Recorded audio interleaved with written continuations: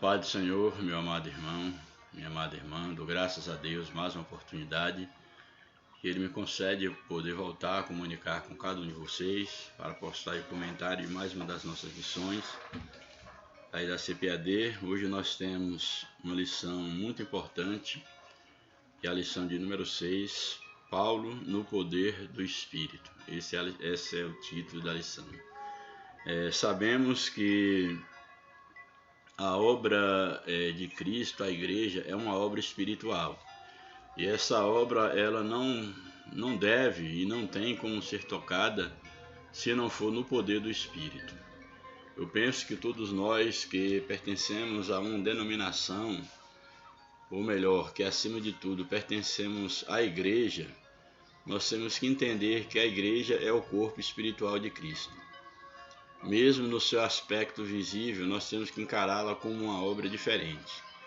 E eu acho isso de fundamental importância quando nós entendemos que a igreja é uma obra espiritual e não apenas uma obra humana, uma obra material. Porque se todos nós tivermos a consciência que nós pertencemos a uma obra, a um povo espiritual, nós vamos comportar como pessoas que têm uma responsabilidade, um compromisso com Deus.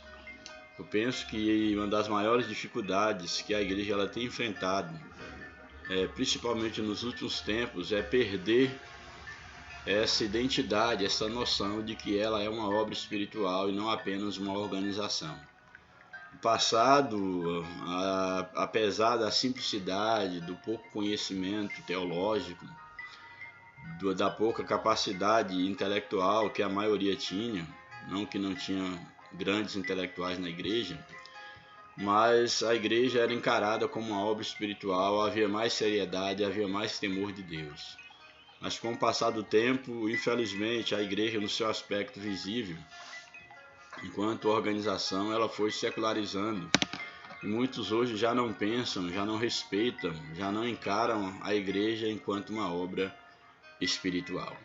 E aqui nós temos essa lição, a oportunidade de estudar aí o início do ministério do apóstolo Paulo, as suas viagens missionárias, e aqui o título da lição faz questão de apresentar Paulo no poder do Espírito Santo.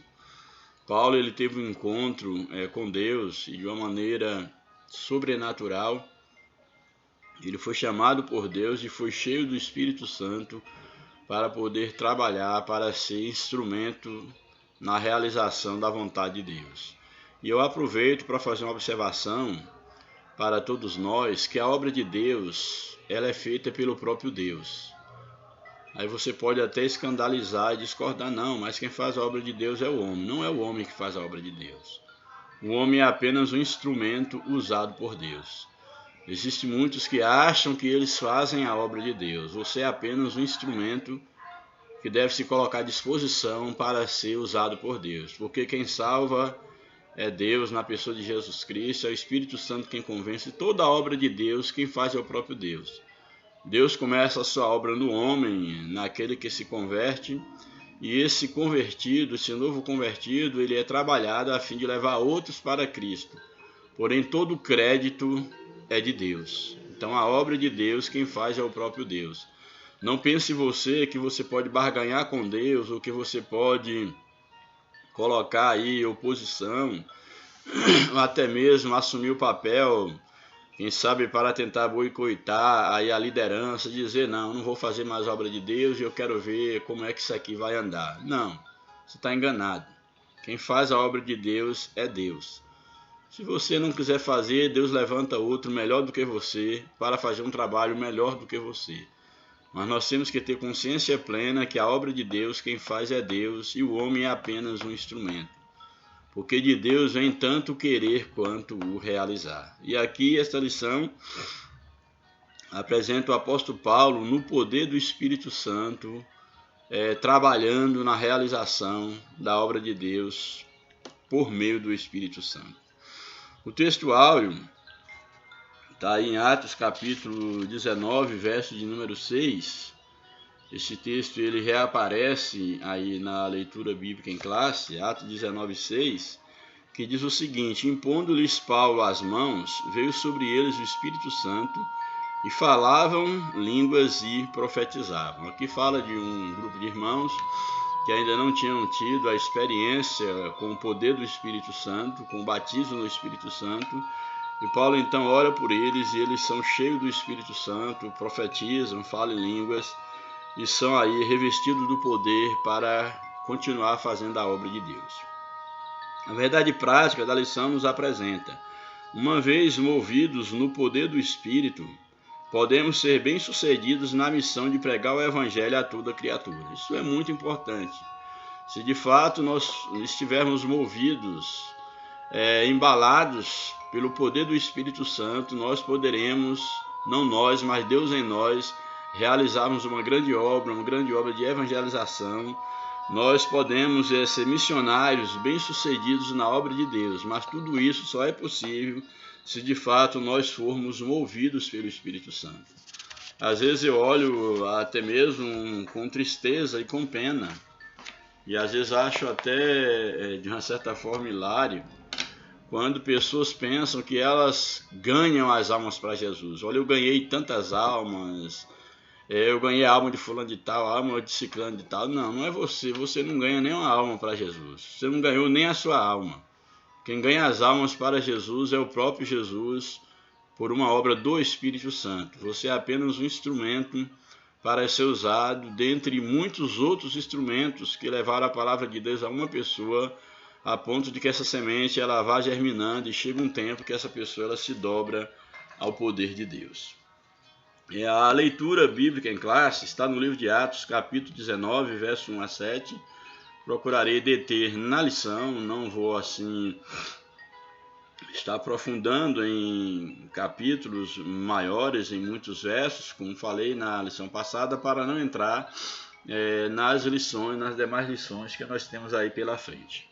Portanto, Atos capítulo 19, verso 1 ao 7, nos diz o seguinte: e sucedeu que, enquanto Paulo estava em Corinto, Paulo, tendo passado por todas as regiões superiores, chegou a Éfeso, e achando ali alguns discípulos. Então aqui nos mostra a experiência de Paulo, ele chegando agora na cidade de Éfeso, depois de ter passado por outros lugares, e enquanto o texto diz que enquanto Apolo estava em Corinto, Paulo passou por todas as regiões superiores, e finalmente chegou a Éfeso, achando ali alguns discípulos.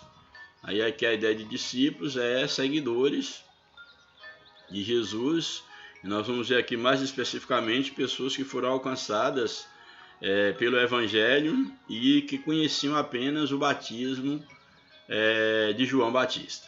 Aí o verso 2 nos diz o seguinte: e disse-lhes: recebeste vós já o Espírito Santo quando crestes? Essa pergunta de Paulo ela é importante porque uma vez que Paulo faz a pergunta se esses irmãos já haviam recebido o Espírito Santo quando eles creram, já dá a entender que eles eram convertidos, eles já haviam crido no Evangelho, portanto já eram crentes. Agora Paulo aqui ele faz uma pergunta se eles já tiveram a experiência do Espírito Santo, o que dentro da linha pentecostal nós entendemos como batismo no Espírito Santo. Esse texto ele já dá margem para a defesa pentecostal de que o batismo no Espírito Santo, ou com o Espírito Santo, é diferente da experiência da salvação. Apesar de que há linhas teológicas que defendem que a salvação já é a experiência do batismo no Espírito Santo, não quer dizer com isso que alguém não possa, ao se converter, também ser batizado com o Espírito Santo nos moldes do pentecostalismo. Não quer dizer que isso não possa acontecer, mas na linha pentecostal há uma separação entre a experiência de conversão e a experiência do batismo com o Espírito Santo, do revestimento do poder. Porém, uma coisa é clara: independente da linha que se defenda, o que nós temos que entender é que a conversão do ser humano é uma obra do Espírito Santo. Ninguém vem para Cristo, ninguém se converte se não for através do Espírito Santo na sua vida. Então, quando uma pessoa se dobra ao governo de Cristo, é porque o Espírito Santo entrou na sua vida, realizou a obra da salvação. A questão aqui do debate quanto ao batismo no Espírito Santo como uma segunda experiência, uma experiência à parte da experiência da salvação, é um ponto que se discute que essa segunda experiência fala-se de um revestimento de poder, ou seja, quando a pessoa se converte a Cristo, o poder do Espírito Santo alcança essa pessoa para que ela seja salva, para que ela seja transformada, e no batismo com o Espírito Santo ela recebe um revestimento de poder para poder com mais ousadia, com mais unção, para fazer uma obra específica no reino de Deus. Mas não quer dizer que essa pessoa não tenha o Espírito Santo. E é importante porque dentro desse contexto aqui que o apóstolo Paulo apresenta aqui em Atos, alguns podem perguntar aí no verso 2, fazer uns questionamentos, mas essas pessoas aqui, elas diziam que nem ainda ouviram falar do Espírito Santo. Mas o fato de não, vamos dizer assim, delas não terem um conhecimento sistemático da doutrina do Espírito Santo, isso não quer dizer que elas foram convertidas no caso, pela pregação de João Batista ou de um outro, vamos dizer, de um outro apóstolo, que elas foram convertidas só pelo discurso. Não, em hipótese nenhuma. Elas eram crentes e certamente aqueles que as evangelizaram, como Apolo e outros, certamente levaram a mensagem do evangelho. Aqui Apolo também entra num contexto, num outro contexto, mas o certo é que aqueles que por ali passaram e que evangelizaram essas pessoas, certamente não foram eles que converteram esses irmãos, eles foram convertidos pelo poder do Espírito Santo. Talvez eles não conhecessem, eu creio que é o que deve estar implícito aqui nesse texto, eles não conheciam a doutrina do batismo com o Espírito Santo como uma experiência à parte da salvação. Então, aí o verso 2, vou retomar o verso 1, sucedeu que enquanto Apolo estava em Corinto, Paulo, tendo passado por todas as regiões superiores, chegou a Éfeso, achando ali alguns discípulos. Verso 2, e disse-lhes, recebeste vós já o Espírito Santo quando creste? E eles disseram-lhe, nós nem ainda ouvimos que haja Espírito Santo. Então aqui a ideia desse texto, quando esses irmãos dizem, nós nem ainda ouvimos que haja Espírito Santo, isso pode soar bastante estranho para um leitor inicial da Bíblia, porque é uma expressão que de uma certa forma choca. Como é que alguém é convertido, como é que alguém é cristão e nunca ouviu falar do Espírito Santo? Então é necessário que nós entendamos, eu não creio, não quero crer que a questão da existência do Espírito Santo enquanto Deus, não quero crer que a própria noção do Pai, do Filho e da própria atuação do Espírito Santo dentro desse contexto, eu não quero crer que isso fosse desconhecido, que não houvesse o Espírito Santo ou o Espírito de Deus, mas eu creio que não havia aqui, a esses irmãos ainda, não foram apresentados até então a necessidade de uma experiência no tocante ao batismo com o Espírito Santo enquanto experiência à parte. Mas eles eram cristãos, isso é indiscutível.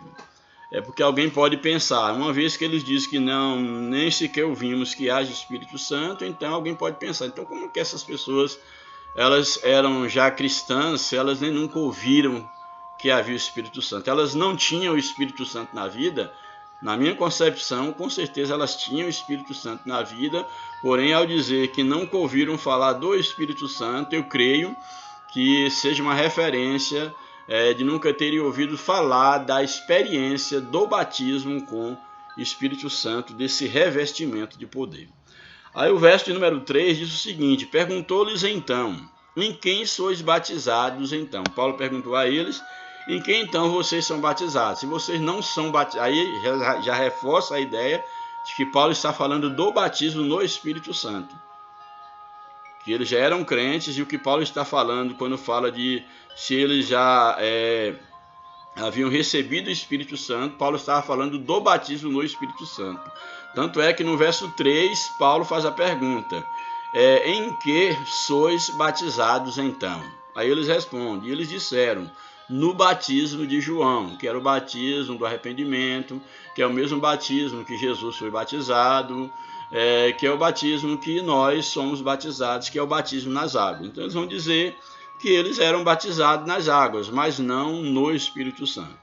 O verso 4 nos diz o seguinte, mas Paulo disse, certamente João, diz para os irmãos, certamente João batizou com o batismo do arrependimento, que é o batismo nas águas, dizendo ao povo que cresce no que após ele havia de vir, isto é, em Jesus Cristo. Então João batizou, falando, apontando para Jesus Cristo. E aí o verso 5, e os que ouviram foram batizados em nome do Senhor Jesus. Então aqueles que ouviram a mensagem, eles foram batizados em nome de Jesus, do Jesus que João pregava, do qual João era precursor.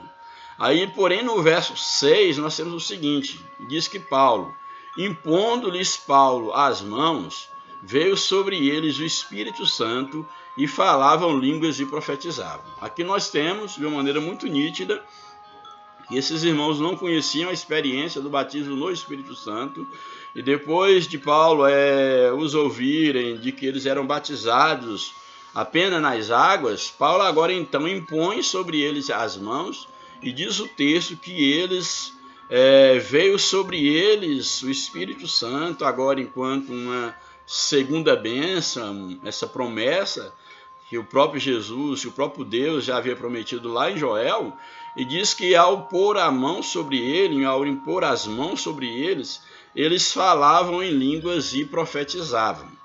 Aqui também é um outro ponto aí de discussão, a ideia do falar em língua, do profetizar. Seriam essas línguas e essas profecias apenas sinais que comprovassem que eles fossem batizados com o Espírito Santo, ou já seriam dons do Espírito? Porque nós sabemos que aí dentro da linha pentecostal há uma certa diferenciação entre alguns grupos, a maioria, de que a língua que se recebe quando se batiza com o Espírito Santo é apenas um sinal de que a pessoa foi batizada, mas não necessariamente que a pessoa tenha recebido o dom de variedade de línguas e muito menos o dom de profetizar. E nesse caso aqui de Paulo, nós temos a experiência de que esses irmãos eles falaram em línguas e eles também profetizavam. Sabemos que a profecia é um dos dons, dos 9 dons espirituais, lá inseridos em Coríntios 14, se não me falha a memória, em 1 Coríntios, como também o dom de variedade de línguas. Então, aí, a despeito da discussão de que essa língua que eles falassem fosse apenas uma evidência do batismo ou fosse um dom espiritual, uma coisa é certa, que ou como evidência ou como um dom, tudo é uma ação do Espírito Santo. Então, esses irmãos, ao manifestarem em línguas e também ao profetizarem, eles estavam demonstrando de que eles receberam algo que até então eles não tinham, que é exatamente um revestimento de poder, que é exatamente o que nós pentecostais chamamos de batismo no Espírito Santo.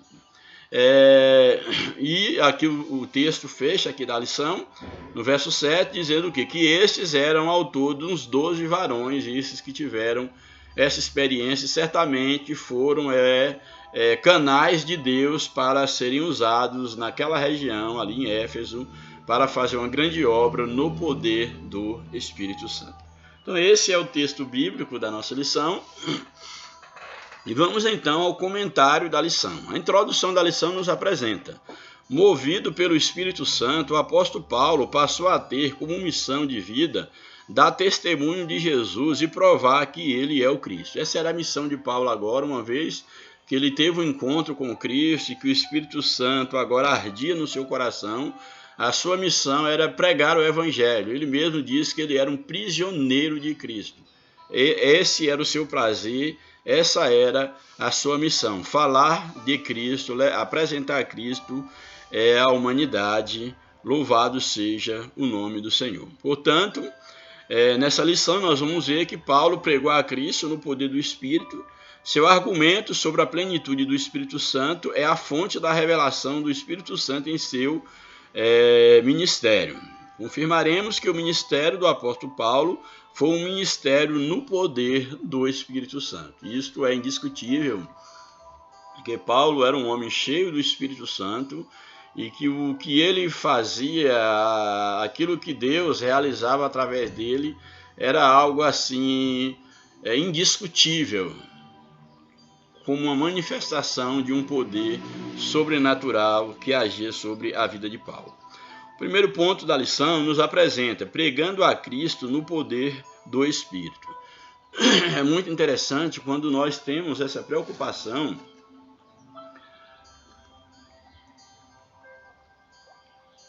de pregarmos o Evangelho, mas que isso seja no poder do Espírito, não na nossa capacidade, não na nossa facilidade, usando da nossa boa oratória, mas que nós sejamos embalados pelo poder do Espírito. Isso é o mais importante. O primeiro subtópico desse tópico diz o seguinte: Paulo movido pelo poder do Espírito.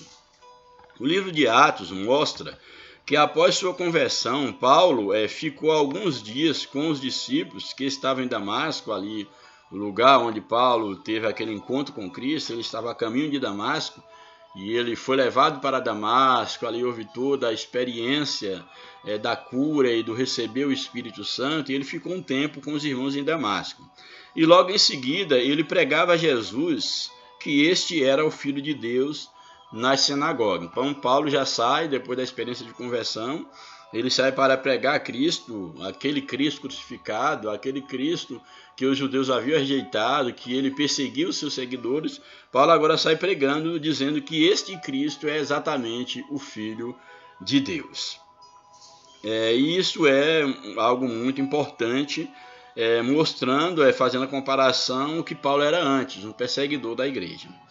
Mais tarde, quando chegou a Jerusalém, Paulo falava ousadamente no nome de Jesus. Isso depois, nos 3 anos, lá na escola do deserto da Arábia, agora Paulo volta a Jerusalém e ele falava ousadamente no nome de Jesus. Era o poder do Espírito Santo que o movia de tal modo que o apóstolo não tinha outra missão senão pregar Jesus e este crucificado. Essa era a missão que ele mesmo dizia que ele foi imposta pelo Espírito Santo, por Cristo, que era pregar a Cristo e esse crucificado e também ressuscitado. Ele só poderia pregar tal mensagem pelo poder do Espírito de Deus. Então, se Paulo não estivesse movido pelo poder do Espírito, não estivesse debaixo do poder do Espírito, ele não poderia fazer essa obra, mesmo porque Paulo ele era um antigo perseguidor da igreja, ele tinha que enfrentar a própria desconfiança da igreja e também, principalmente, aqueles que antes, o grupo do qual antes ele participava, que agora ele está pregando aquilo que o seu grupo antes condenava. Então, Paulo era uma espécie agora de um traidor do seu próprio povo. E isso também oferecia um perigo para a vida de Paulo. Então, a ousadia que Paulo tinha para poder pregar o evangelho a ponto de tanto convencer os judeus que antes ele perseguia, no caso os cristãos, quanto os judeus que antes ele fazia parte do mesmo grupo de perseguidores, ele precisava do poder do Espírito. E nós sabemos, e há exemplos fartos na Bíblia, que o Espírito Santo capacita o homem com a ousadia para falar sem temer aí a própria morte, falar de Cristo.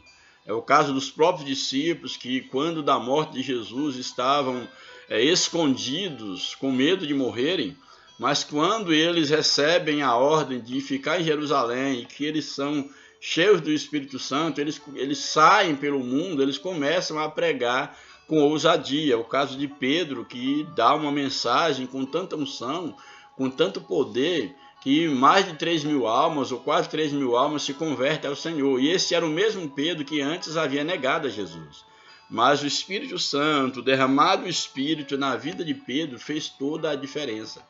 Então, se você de fato é tímido na fé, é covarde, e você quer receber uma ousadia, uma coragem, uma destreza para poder falar de Jesus, procure aproximar-se de Deus e peça a Ele que o encha do seu Espírito para que você possa ser um membro, ser um vaso, ser um instrumento nas mãos de Deus, como o foi o apóstolo Paulo. O segundo subtópico, o caminho de pregação. Depois do estágio no deserto da Arábia por 3 anos, Paulo voltou a Damasco e daí foi para Jerusalém. Não teve uma recepção calorosa, porque os cristãos de Jerusalém, inclusive os apóstolos, ainda temiam a presença do antigo Saulo de Tarso. Ali estava o antigo Saulo de Tarso, perseguidor, mas que agora era convertido. Então, a princípio, Paulo não recebe uma boa recepção, nem dos demais apóstolos, dos próprios irmãos, porque ainda eles desconfiavam, tinham medo de que ali não estivesse Paulo, enquanto agora um homem que teve um encontro com Deus, mas o antigo Saulo, o perseguidor da igreja. Com alguma reserva, ele foi acolhido na igreja mãe. Mesmo com alguma reserva, Paulo foi recepcionado e todos ouviram o seu testemunho sem se intimidar. E ele pregava ousadamente para os judeus e gregos da cidade. Então, Paulo agora em Jerusalém prega com muita ousadia, tanto para judeus quanto para gregos. Entretanto, Paulo recebeu uma revelação de que deveria sair de Jerusalém. Eu acho aqui interessante que Paulo ele volta a Jerusalém, ele está pregando em Jerusalém e Deus, no caso, ele é avisado em profecia pelo Espírito Santo, ele é comunicado, vamos dizer assim, pelo Espírito Santo que ele deveria sair de Jerusalém porque ali ele não seria ouvido. Eu acho isso aqui muito interessante, porque nos diz o verso 17, aconteceu o que? Atos 22, 17. Aconteceu que, tendo eu voltado para Jerusalém, enquanto orava no templo, achei-me em êxtase. Então, foi uma experiência pessoal, toda experiência pessoal, é claro, mas foi uma experiência dele com o próprio Espírito Santo e não alguém corrigindo que veio falar com ele. E é o que nos diz o texto. Achei-me em êxtase e vi aquele que me dizia, apressa-te. O próprio Deus aparece a Paulo dizendo, apressa-te e sai logo de Jerusalém, porque não receberão teu testemunho acerca de mim. Então Deus, o próprio Espírito Santo, ordena a Paulo que ele deveria sair de Jerusalém, porque ele não seria aceito ali, o seu testemunho não seria aceito, portanto ele deveria sair de Jerusalém. E aí Paulo toma então o caminho para a pregação, para fazer as suas viagens missionárias. Aí nós temos aí no subtópico 3, Paulo e as 2 viagens missionárias. Na primeira viagem, Paulo não estava só, mas acompanhado e assistido por Barnabé, que era um conselheiro competente, alguém já mais experiente, que estava ali acompanhando Paulo, Barnabé, ali o filho da consolação. Ele estava ali acompanhando Paulo, instruindo Paulo nessa sua primeira viagem missionária. Os dois, Paulo e Barnabé, passaram por vários lugares e visitaram os discípulos que estavam em Antioquia, Finícia, em Chipre e outros pequenos lugares. Isso na primeira viagem missionária. E aí na segunda viagem missionária, o apóstolo Paulo, no caso o apóstolo e Barnabé, voltaram a Antioquia porque a igreja dessa cidade havia crescido e se tornou um ponto de partida para visitar outras igrejas. Então, na segunda viagem, eles voltam para Antioquia, que ali seria uma espécie de uma base missionária para visitar outras igrejas. Então, tanto Paulo quanto Barnabé, eles voltam para Antioquia. Já nessa viagem, eles passaram por Listra, por Troas, ou Troade, ou Trode, Filipos, Tessalônica, Bereia, Atenas, Corinto e, por fim, chegaram a Éfeso, que é o que nós vemos no início. Em todas essas viagens, o Espírito Santo movia o ministério do apóstolo Paulo. Então, todas essas viagens eram um direcionamento do Espírito Santo conduzindo Paulo na missão de pregação do Evangelho. Aí o tópico 2, ele vai nos apresentar o seguinte, o argumento de Paulo sobre a plenitude do Espírito Santo. Você vê que eu não estou aprofundando nas viagens missionárias, etc., para não estar adentrando em temas posteriores da lição. Aí o tópico 2, o argumento de Paulo sobre a plenitude do Espírito Santo. Paulo aclara o ensino sobre a plenitude do Espírito Santo. Ele vai deixar claro, ensinar sobre a plenitude do Espírito Santo. Nos capítulos anteriores, depois da separação entre Paulo e Barnabé, que os dois se separam para fazer missão em lugares diferentes, o jovem Timóteo e Silas passaram então a acompanhar o apóstolo Paulo. Quando Paulo voltou a Éfeso, deparou-se com um grupo de discípulos que seguia o ensino de Apolo e foram batizados com o batismo de arrependimento de João Batista. Então Paulo, quando ele volta a Éfeso, ele percebe agora um grupo de discípulos, aqui como foi retratado na lição, cerca de 12 homens, que eram seguidores de Cristo, que foram, no caso, alcançados, seguiam, no caso, Apolo. E aí o texto aqui nos apresenta que eles eram batizados apenas no batismo do arrependimento, no batismo de João Batista. E esses discípulos ouviram falar de Jesus, mas não conheciam a doutrina do batismo no Espírito Santo. Já conheciam sobre Jesus, mas não conheciam a doutrina do Espírito Santo. Eles haviam crido em Cristo, mas nada sabiam da experiência do Pentecoste. Paulo percebeu que, a despeito de terem crido no Cristo das Escrituras, eles não haviam recebido o poder do Espírito Santo para se tornarem testemunhas do Senhor. A própria ideia de Jesus, quando fala que eles receberiam poder ao descer sobre vós o Espírito Santo, seriam testemunhas, tanto em Jerusalém, Judéia, Samaria, até os confins da terra. Então, essa experiência, esses discípulos, ainda eles não tinham, vamos dizer assim, passado. E Paulo, então, ele vai aclarar esse ensinamento, ensiná-los sobre a doutrina do batismo no Espírito Santo. Aí o subtópico 2, é preciso crer para receber o Espírito Santo. Então, é interessante observarmos que eles já criam em Jesus. E agora eles passam a crer no batismo no Espírito Santo e na possibilidade de também serem batizados com o Espírito Santo.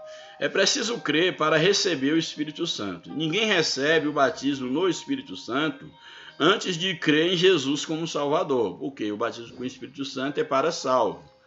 É necessário que a pessoa primeiro tenha um encontro com Deus para que o próprio Espírito de Deus possa habitar na sua vida e ele seja revestido do poder de Deus. Somente depois de passar pela experiência da conversão, de reconhecer Jesus como Salvador, então o Senhor concede o dom do Espírito Santo. E é bom fazer uma observação que quando eu estou dizendo que o Espírito Santo é para quem já se converteu, que é para salvo, eu não estou dizendo que o Espírito Santo é para religioso. Ser religioso é uma coisa, e se tornar cristão, ser salvo em Cristo é outra coisa totalmente diferente. Alguém pode ser religioso, mas não ser necessariamente um salvo.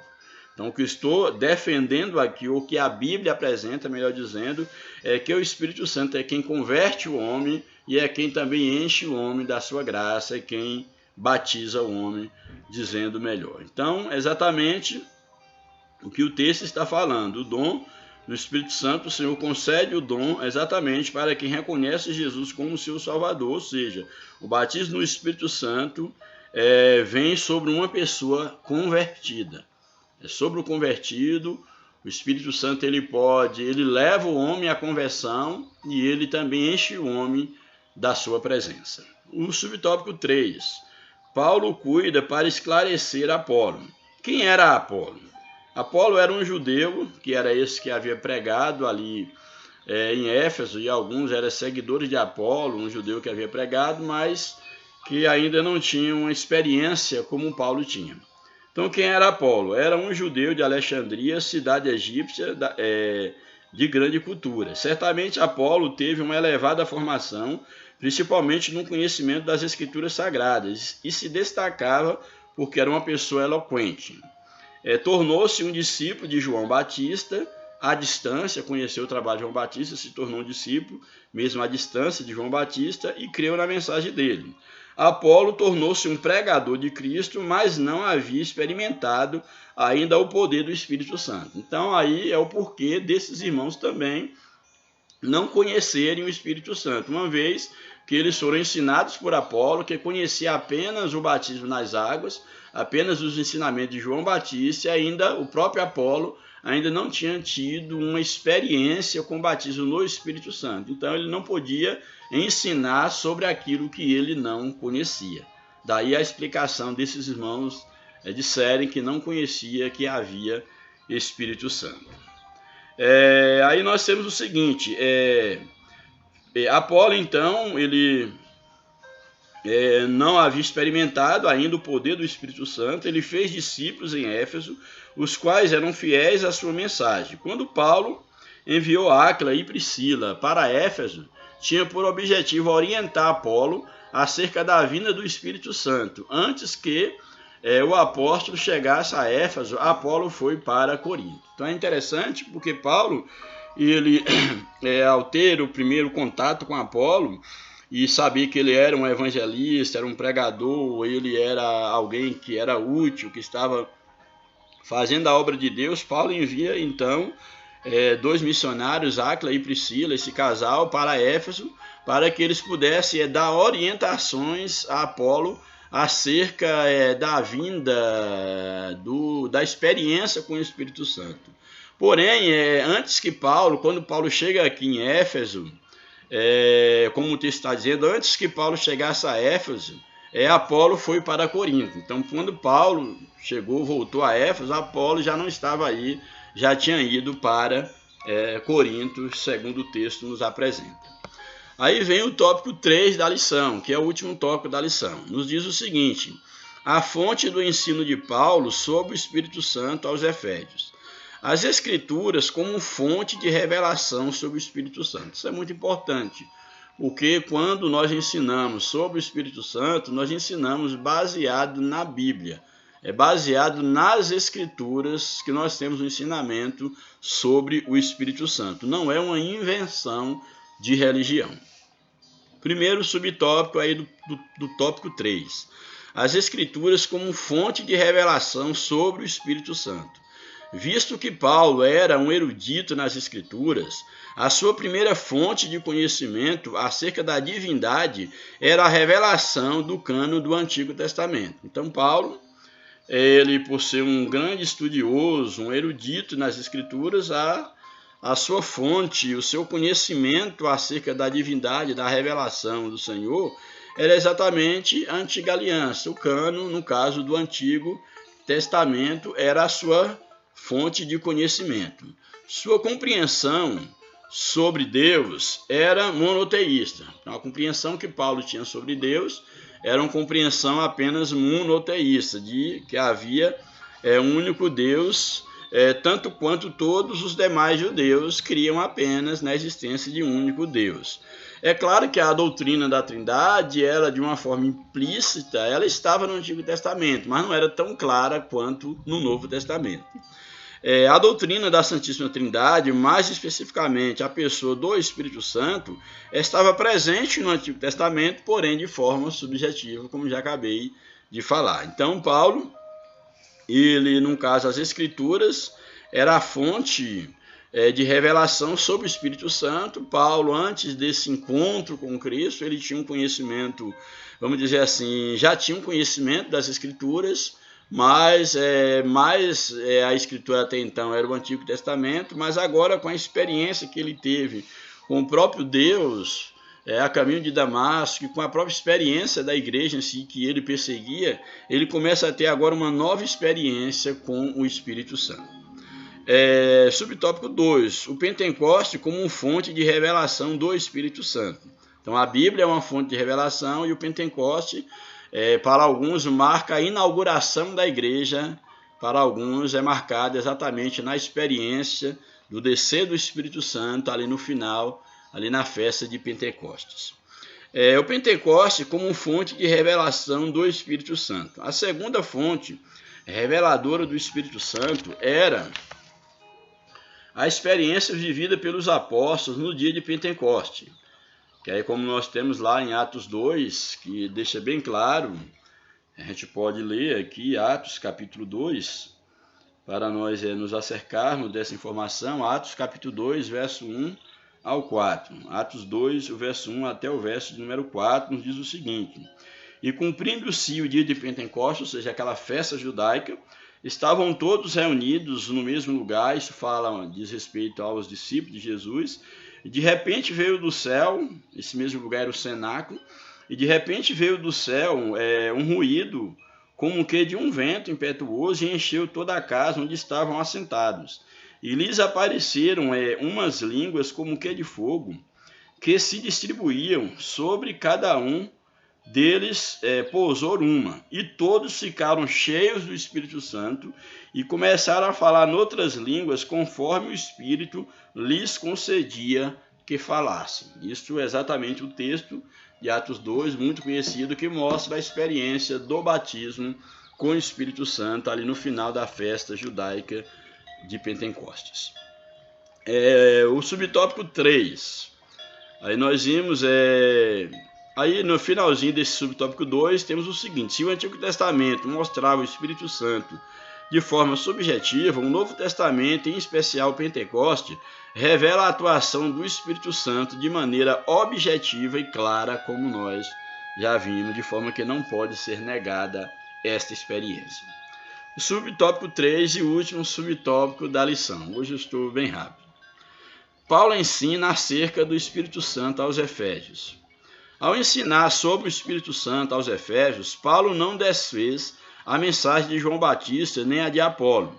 Pelo contrário, o apóstolo fortaleceu a mensagem de João Batista e revelou o Cristo profetizado por João exatamente como o que havia de vir. Então, Paulo, eu acho interessante que Paulo, em momento algum, Paulo invalidou a mensagem de Apolo, que aprendeu de João Batista, mas, pelo contrário, ele validou essa mensagem, mostrando que era esse Cristo que Apolo, que João Batista pregava, era esse mesmo Cristo que fez a promessa do Espírito Santo. E era esse Cristo que ele estava pregando, como também a promessa do Espírito Santo. A seguir, Paulo anunciou sobre o Espírito Santo aos Efésios, os quais receberam a mensagem que havia sido consumada no dia de Pentecoste. Então, Paulo ora por eles, impõe as mãos sobre as suas cabeças, e o Espírito Santo é derramado como chuva abundante sobre todos, e começaram a falar em línguas e profetizar, como eu já apresentei no início. Iniciou-se um grande avivamento na igreja de Éfeso. Essa experiência levou os discípulos efésios a anunciarem Jesus como Salvador e fez a igreja de Éfeso crescer. A igreja de Éfeso ela não foi mais a mesma, que uma vez que os irmãos ali teve a experiência do batismo no Espírito Santo, agora com muita unção, com muita ousadia, eles pregavam o evangelho e a igreja de Éfeso ela cresceu e muito. Nesse tempo, sinais e prodígios foram marcas externas da presença e do poder do Espírito Santo na vida da igreja ali em Éfeso. Então nós vimos aqui exatamente Paulo, que é a proposta da lição, mostrando Paulo agindo no poder do Espírito Santo, e aonde ele passa, ele leva ao conhecimento dos irmãos a mensagem do Evangelho e a promessa do Espírito Santo. Acontece isso aqui em Éfeso, e a igreja ali ela se torna uma poderosa igreja no poder do Espírito. E aí a conclusão da lição nos apresenta: no poder do Espírito, o apóstolo Paulo, além de realizar curas e milagres em nome de Jesus, levou a igreja em Éfeso a espalhar o Evangelho de Cristo. À luz desse exemplo, precisamos resgatar a simplicidade da fé cristã, buscando sinais que demonstram o poder do Espírito Santo hoje. Ou seja, é necessário que cada um de nós, tanto individualmente e em grupo, em conjunto, que nós voltemos aos primórdios da fé no aspecto de buscarmos o poder do Espírito Santo para que a nossa obra, para que o nosso trabalho seja um trabalho feito na ousadia, no poder, na graça do Espírito Santo. Porque a igreja, repito, é uma obra espiritual, e por ser uma obra espiritual, o seu trabalho deve ser realizado no poder do Espírito Santo. Muitos têm se afastado dessa verdade, se afastado desse fundamento e têm tentado usar de outros artifícios para poder fazer a obra de Deus, para atrair as pessoas para Jesus. Mas o que nós percebemos hoje é que tem muitos que estão chegando para a igreja, mas não sabem o que é o Espírito Santo, como os irmãos ali em Éfeso. Ou pelo menos só ouvem falar, mas não têm uma experiência com o Espírito Santo.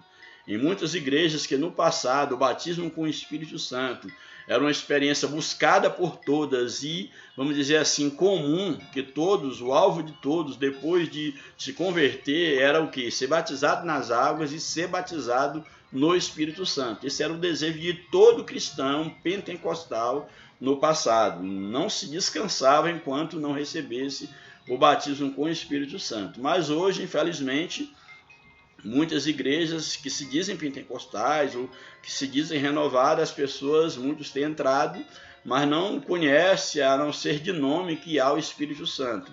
E muitos caem aí no erro de estar imitando, aprendendo a falar em línguas, e às vezes de uma certa forma, na sua ignorância, ferindo a santidade divina. Porém, é necessário que nós tenhamos a preocupação de instruir o nosso povo, que devemos buscar sim ser cheio do Espírito Santo, e um dos caminhos para a busca do Espírito Santo, ou alguns caminhos podem ser apontados, como uma vida de temor a Deus, uma vida de consagração, de leitura da sua palavra e uma vida de oração, de busca da presença do Senhor, o que infelizmente muitos já não fazem. Então, como ter uma igreja cheia do Espírito Santo, como ter uma igreja renovada, se as pessoas não buscam mais a presença de Deus, se não se vê mais joelhos dobrados, se não se vê mais corações derramados diante de Deus, corações que se colocam como dependentes de Deus, pessoas que fazem questão, que anelam por terem uma vida cheia do Espírito Santo. Como ter isso?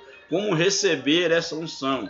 Como receber essa graça? Como termos uma igreja avivada? Se muitos de nós já nos tornamos tão secularizados que nós apenas ouvimos falar, quando muito, ouvimos falar que existe o Espírito Santo, mas não tivemos essa experiência com a pessoa do Espírito Santo. Então, que Deus nos abençoe, que Deus nos ajude, que você, líder, você tenha a preocupação de levar o seu povo, aqueles que você lidera, que Deus colocou sob a sua liderança, levarem essas pessoas a conhecerem a Cristo, a terem uma vida de consagração, de oração, de temor a Deus, para que eles também tenham essa grande experiência de serem cheios, batizados no Espírito Santo. Que Deus nos abençoe. Oreis por nós, em nome de Jesus. Amém.